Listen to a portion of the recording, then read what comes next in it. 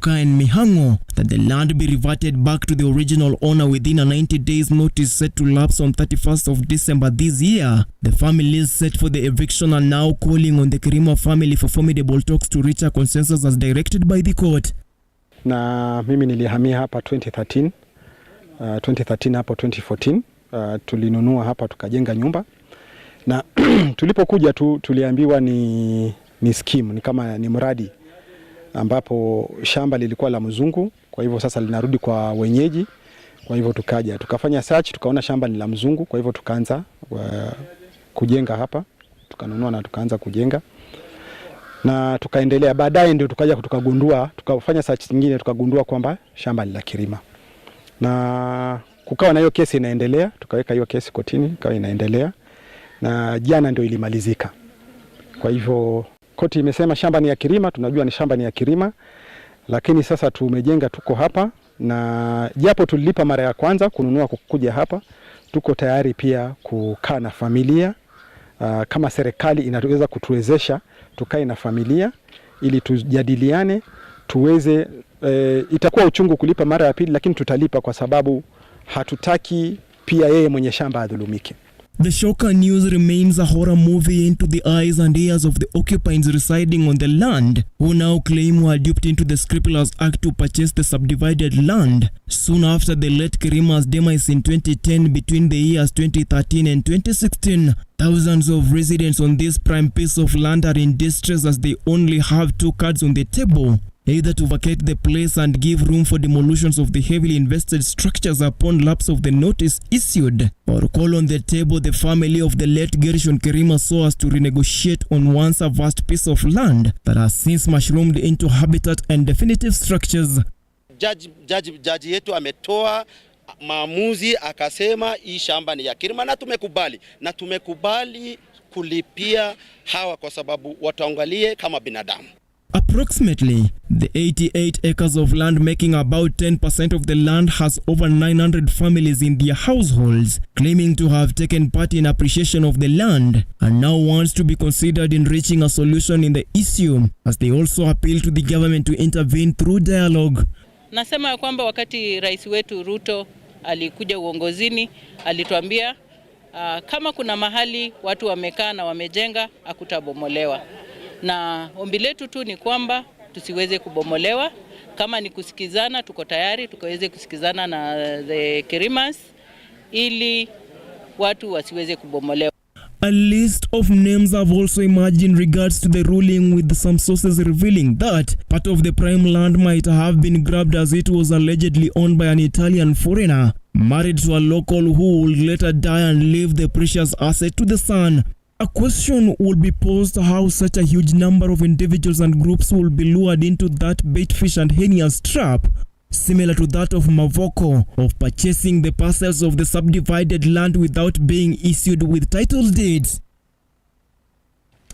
Now, Kenya Airways Chief Executive Officer Alan Kilavuka has attributed KQ's bad performance businesses to the continued depreciation of the Kenyan shilling against major world currencies. Kilavuka has called on the national government to help the airline get out of the huge debt for its operations to get back to profit-making. The effects of the depreciating Kenya shilling is now threatening the very survival of the national carrier Airways KQ. KQ CEO Alan Kilavuka, appearing before the Parliamentary Select Committee on Transport, has laid it bare the national carrier is deeply rooted in debts owing to the deteriorating Kenya shilling against world major currencies, especially the US dollar. We pay about 70% of our expenses are in US dollars. So it is roughly, we say it is covered. Our expenses are covered from sales and expenses. The problem is the loans, which are huge, which are denominated in foreign currency. That's where we have the biggest hit. And so that's why we are trying to solve that problem, so that it does not keep recurring. Kenya Airways date woes did not start the other day. They date back to 3 years ago at the onset of the coronavirus. In the year 2020, the national carrier KQ recorded a whopping 36.6 billion loss. In 2021, KQ recorded 15 billion shillings, while in 2022, the airline suffered another huge loss of 48.2 billion shillings. This year, KQ has posted a half-year loss of 21 billion, and the airline CEO Kilavuka projects that this figure will hit 32 billion if the performance of the shilling against the dollar does not significantly improve. So one of the problems that we have in Kenya for Kenya Airways is what we call capacity dumping. What is capacity dumping? Capacity dumping is where big airlines, which can afford, they deploy excess capacity into your market, and then they can even drop their fares. And they can do that for a sustainable period of time because they can afford it. They are subsidized by their governments, they are much larger than you, and as a result of that, you suffer because you cannot compete toe-to-toe with them. So we have been engaging government to stop capacity dumping. In other words, we don't want airlines to deploy capacity that is not needed. Despite posting marginal profit this year, the national carrier continues to be weighed down by huge debts, slowing the growth of the airline. If these debts are not addressed as a matter of urgency, Kilavuka says KQ will continue to suffer huge losses heading into the year 2024. There are two things that are critically important. Airlines need to have positive working cash flow. And for them to have that, they have to be properly capitalized, and I think I've repeated this many times, but that is extremely important. How to be properly capitalized. Kilavuka has called on the government to bail out the airline from the huge accumulating debts so that it can go back to profit-making operations. We want to make that sustainable going forward, so that it runs within the culture of the organization, that we are an efficient airline. Secondly, Right, we do apologize for that hitch away from that. Now, a family in Shaviringa, Vihiga County is counting losses after their houses were torched and property destroyed in retaliation after a Form 3 male student at Katika High School was stabbed by a suspect from their village. Now, the deceased and the suspect are said to have quarreled over a love triangle which led to the death of the student. The family of the deceased, upon receiving the news, went on a revenge mission.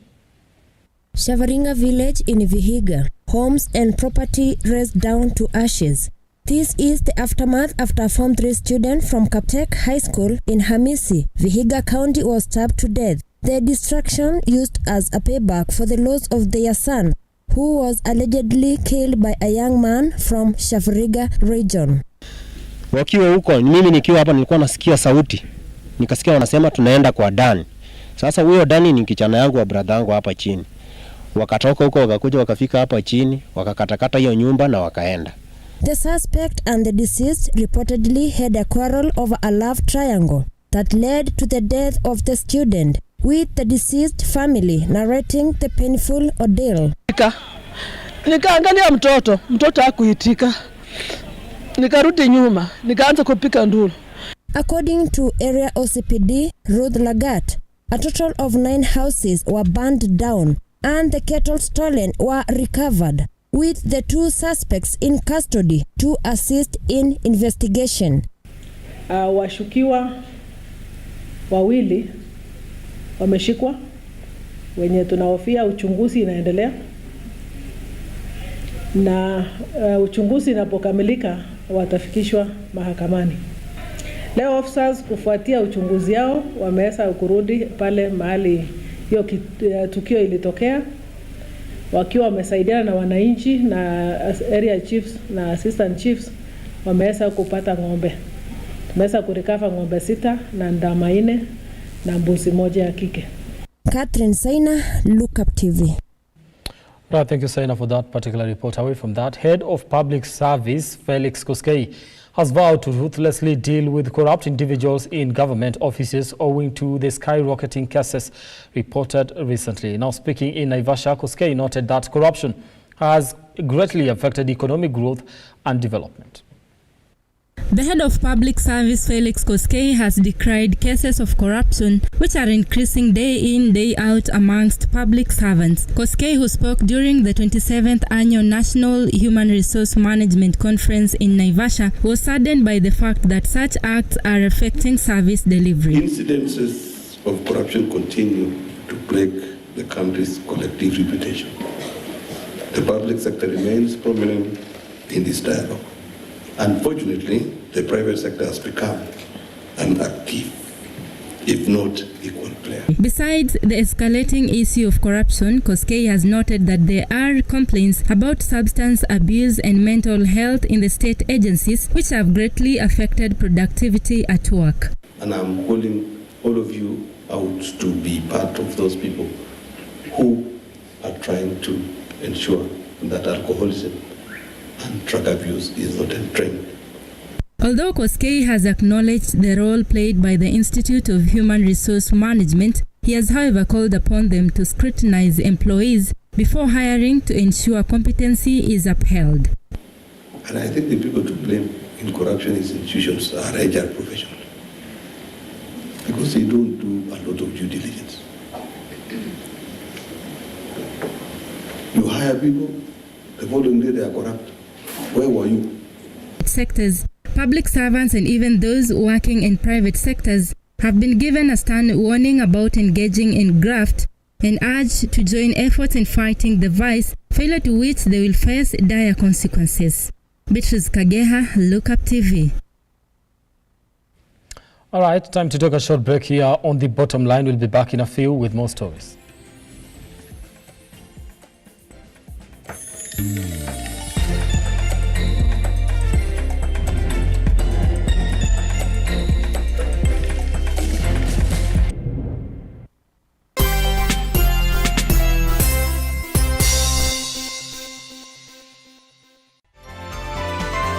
Infinity Industrial Park is one of the largest private industrial parks located along Eastern Bypass, Nairobi, which provides modern infrastructure for smooth operations for industries and business enterprises. Infinity Industrial Park offers world-class amenities and facilities with wide roads, a police station, a power substation, fire station, public transport stage, hospital, and shopping mall. In addition, Infinity Industrial Park also offers CCTV cameras, 24-hour private armed security patrol, sewer, water, fiber optic cable, and 3-phase power connection, added to public utility, canteen, and dining areas. Sail on the golden opportunity to invest in Infinity Industrial Park, fully serviced warehouses at a special price of 3,569 Kenyan shillings per square foot. For more inquiries, visit our website infinityindustrialpark.com.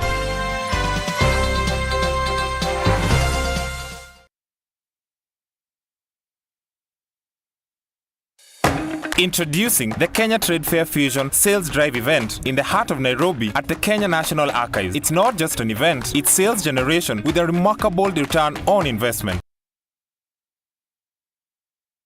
Get ready to let your booth do the talking as you study new market trends with lots of entertainment featuring traditional live bands, DJs, and artists. For vendor registration, call 0724 715 334 or 0713 907 584 or 0723 861 173.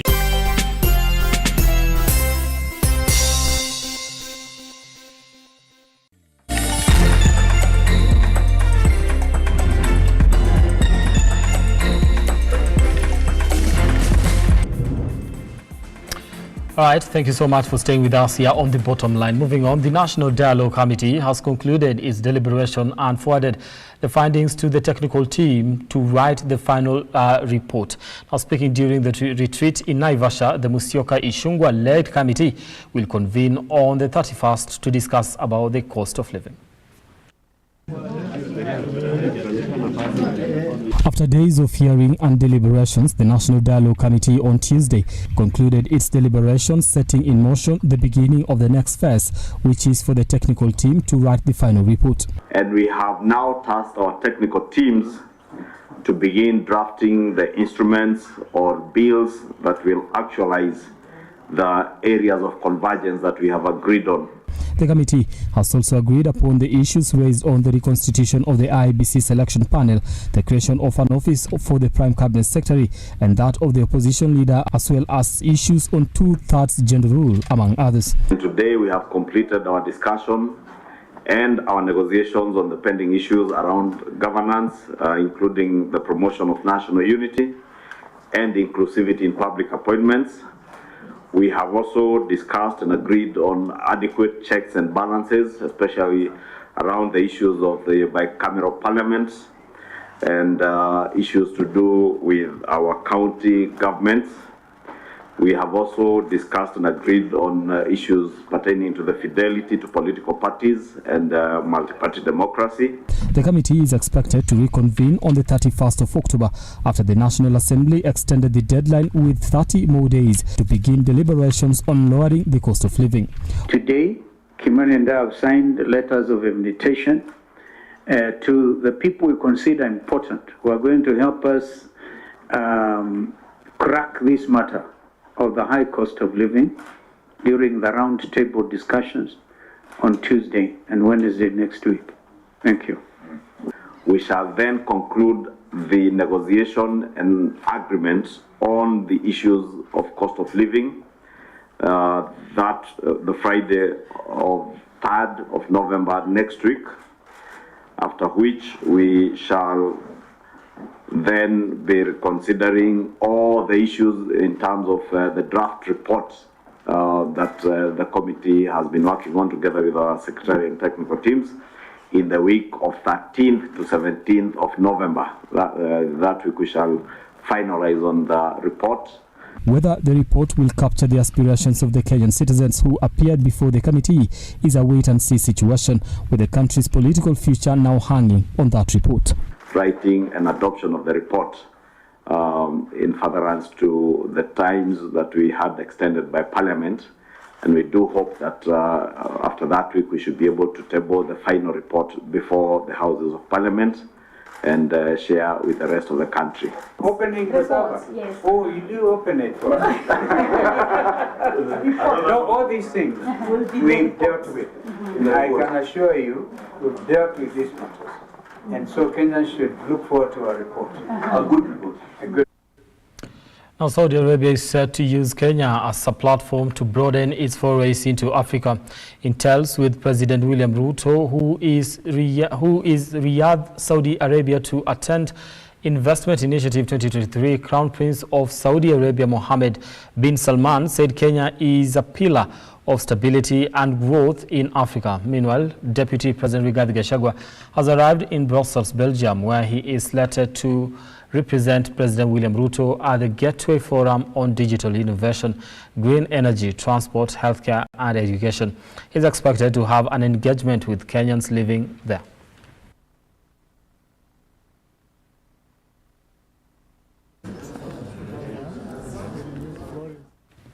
Now, members of the Muslim community and Winam Social Justice Centers held a peaceful demonstration in Kisumu City in solidarity with the Palestine.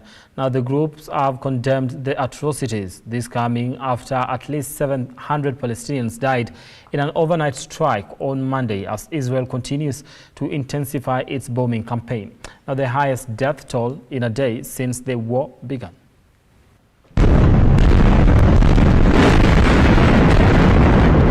As the night fell on Monday night, so did 700 Palestinians who were caught up in bombs from Israel as the war built up. Israel is positive that it has killed thousands of militants from the infamous Hamas group, noting that it will take a while to destroy the terror unit. Here in the country, demonstrations were held by members of the Muslim community and Winam Social Justice Center. Led by member of County Assembly representing the minority Mariam Abed, they called out the world to stand against injustices being committed in the ongoing Israel-Palestine war, urging the Muslim oil-producing countries to stop production and distribution across the world until there is ceasefire and peace. With France being the latest country to throw its support behind Israel, former United States President Barack Obama has backed the American-Israel alliance in the ongoing war between Israel and Palestine terror group Hamas. On his Instagram page, Obama has condemned the horrific attack launched by Hamas against Israel. He further noted that Israel has a right to defend its citizens and it will do so while abiding by the international law. So far, more than 5,000 people have died in the war. Zaidi ni wananchi. Bridget Agola, Lookuptv. Now, the government has issued a directive to all ministries and counties to resolve all pending audit queries. During the ongoing sensitization program for counties, the board has called for support from the county committees, which for years have reportedly frustrated the devolution system. This and more in the county newsroom.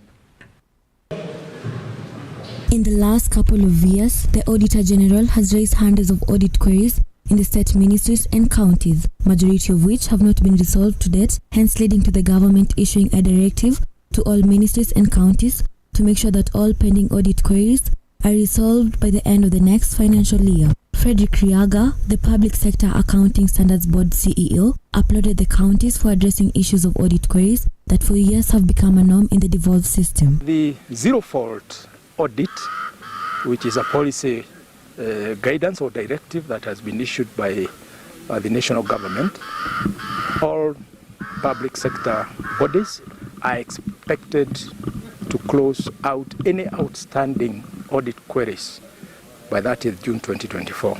And from there on, to ensure that there are no audit queries. It's quite a tall order, but it is one that we appreciate because that is the way it should be. So what the government is calling upon the various MDAs, ministries, departments, agencies, to do is to review over the last few years what are the audit queries that are still outstanding that we have not been able to fully address, and ask why are we not able to address this, and then get into an initiative to make sure that by June 30th these are addressed. Elsewhere in Athi River, despite the high number of affected victims, only 200 have turned up to record statements on the house demolitions. According to the senior officer, most victims have turned up without the required documents, which include M-Pesa transactions and bank statements that were used to pay for the land. Maoni yangu, naona ni serikali kufanya kazi yake kwa sababu tukiangalia hiyo land ni kubwa na watu wenye wameinvest hapo ni wengi. And finally, West Pokot Governor Simon Kachapin has announced the revival of the annual agricultural exhibition event, which has been dormant for the last 5 years. Alike watu wote wa West Pokot na Wakenya wengine wakuje wajione yale kilimo tunafanya hapa na mambo mengine. Ebi Kadenyi, Lookuptv.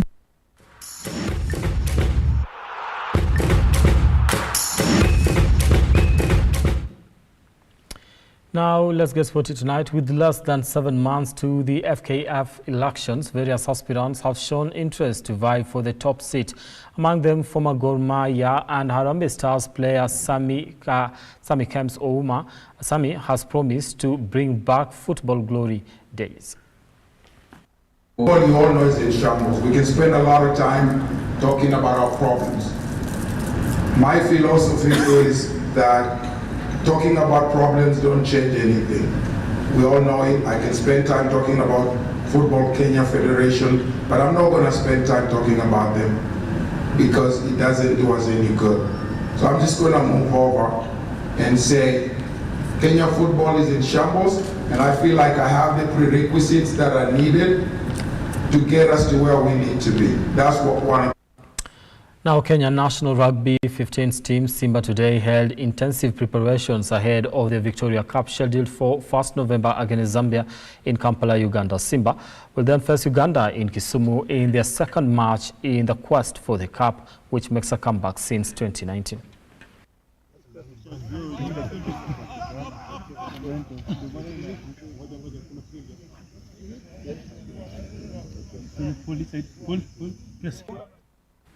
Now, UEFA Champions League group stages continue tonight with various matches playing. Now, Manchester United will host Denmark side FC at Old Trafford. Arsenal will travel to Spain to face Spanish side Sevilla. Real Madrid will face off Braga. Other matches playing tonight are as follows.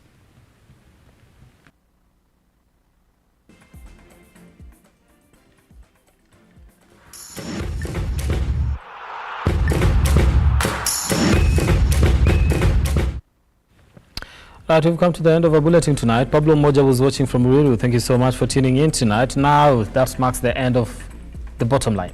Let's do this again next time. Our sign language interpreter tonight has been Justin Oko. Good night.